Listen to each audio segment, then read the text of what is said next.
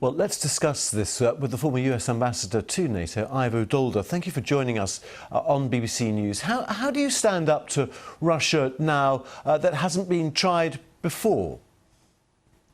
Well, you continue to do what is very important, is to put your forces in the east, which is what happened after Russia invaded Ukraine in 2014 and illegally annexed Crimea. The NATO forces were put into the Baltic states. A new command headquarters was put into Poland.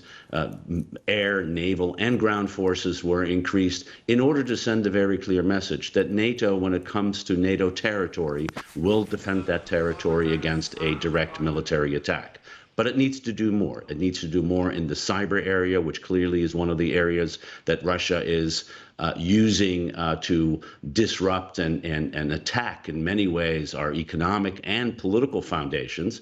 And it needs to find a way to counter that effectively. And it needs to collectively make very clear that continued behavior of this kind will exact the price on Moscow that Moscow hopefully is not willing to entertain. Of the two expansionist countries, though, Russia and China, which poses the biggest threat?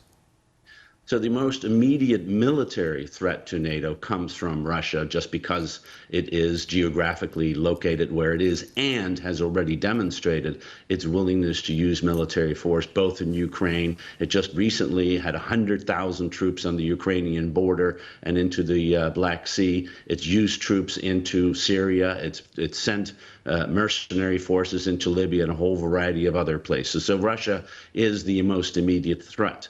The biggest challenge, and I think NATO will affirm this, is China, just because the power and weight that it carries in the international system is such that it poses a real threat to the international rules-based order that NATO is not only a part of, but is founded to uphold.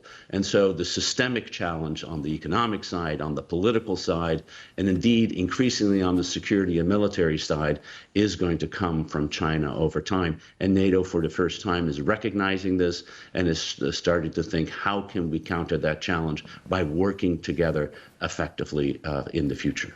Trump and Biden don't agree on many things, but like many presidents, of course, they think other NATO members should be paying more. Do you think they will?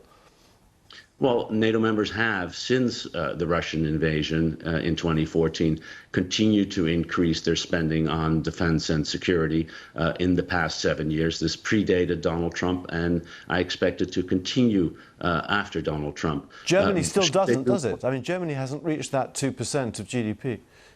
Clearly, one needs to do more. And there are countries like the UK, like France, like the Baltic states, like Poland, that do meet the 2% minimum, but there are others who don't, and they need to. And clearly, Germany is one of those countries. It matters. Its 2% of GDP is just a lot more than Estonia's, so meeting that 2% threshold is important. But it's more than that. It's not just the monetary terms. It's enhancing the capabilities. It's taking responsibility for operations. It's leading in various areas, as indeed the Germans have done in Afghanistan over the past 10 years, where they have been the second largest troop contributor to Afghanistan for those 10 years. OK. Ivo Daalder, thank you very much indeed for joining us here on BBC News. My pleasure.